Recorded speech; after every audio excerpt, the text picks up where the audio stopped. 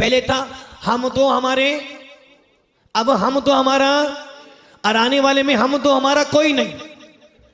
इन्हीं का एक और प्रश्न है कि नहीं, माता पिता के तो बच्चे पैदा होते हैं और मर जाते हैं, 5-7 बच्चे भी हो जाते हैं परंतु एक भी जीवित नहीं रह पाते, ये कौन से कर्मों का फल है? उनके असुर कर्म का उदय है कि उन्होंने किसी ना किसी जीवों को ऐसा सताया होगा, मारा होगा, तो आज उनको ऐसा फल मिल रहा है। इसलिए जीवन में ऐसा कोई कर्म मत बांधना जो तुम्हें आगे दुख देने के लिए आ जाए। रिया जैन धामनचा से नमोस्तु भगवान।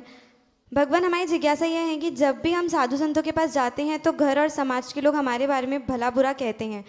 वो कहते हैं इसका वहाँ किसी के साथ चक्कर होगा तभी बार बार वहाँ जाती है।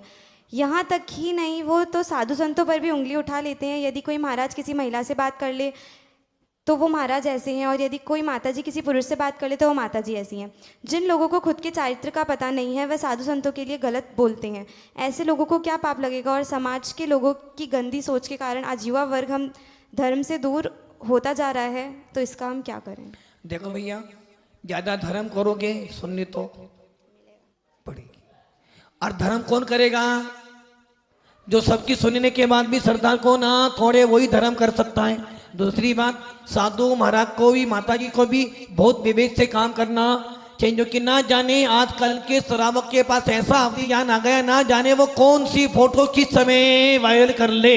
इसलिए साधु संतों को बड़ा विवेक रखना चाहिए और श्रावकों को भी बड़ा विवेक से फोटो निकालनी चाहिए। और रही बात निंदा करने की, श्रीपाल के जीव ने एक मुनि को कोड़ी बोला था तो उसे कोड़ होना पड़ा। इसलिए यदि तुम साधु संतों की निंदा करोगे तो समझना साधु संत तो सुन लेंगे, तुम्हें कर्म छोड़ने वाले नहीं है।